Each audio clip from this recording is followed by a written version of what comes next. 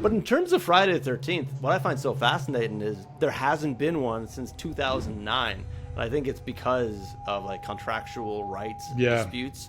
But for me, I just find it so fascinating that such an iconic franchise that's based on a date, so you already have the release date in the title, which is just genius. It's like, you guys can't, like, somebody figure this out? Like, it's been 2009 until now, which is what brings us to today.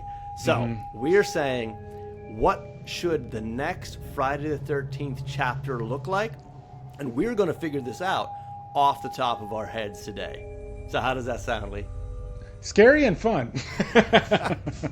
I guess to kick us off, I think the first question is it a reboot? Is it a prequel? Is it a sequel? Or this time, let's have even a little extra fun, and I'll add in a versus match, because there is canon in it where Jason has one against Freddy.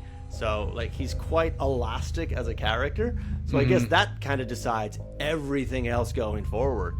And considering there hasn't been one since 2009, I think we've got a fresh playground to play with right now.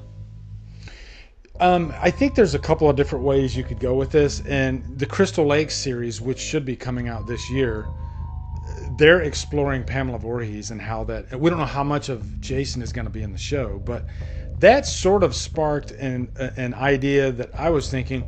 We never really got to see a teenage Jason Voorhees. And do we even know if teenage Jason killed people? They never really explored that. He just kind of shows up in part 2, and he's a young adult, I think, and then he just starts offing people. So because of how simple Friday the 13th is, you know, being at Camp Crystal Lake, Jason, we know that he has been living at Camp Crystal Lake ever since he was a boy, and after his mother died.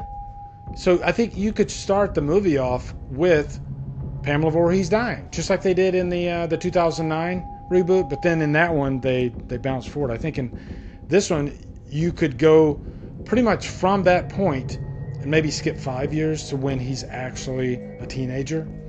And then, because you're always going to have people coming to Camp Crystal Lake, people that are curious about the legend of you know, Pamela Voorhees. It became this kind of like ghost story that you tell around the campfire. And so I think there's your victims. I think Friday the 13th always works best, I think, when it's simple. And I think that's what you do here.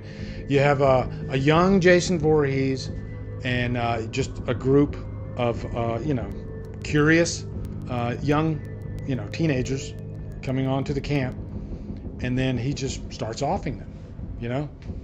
A bit like Batman Begins. Jason Begins. Jason Begins. There's your title right there.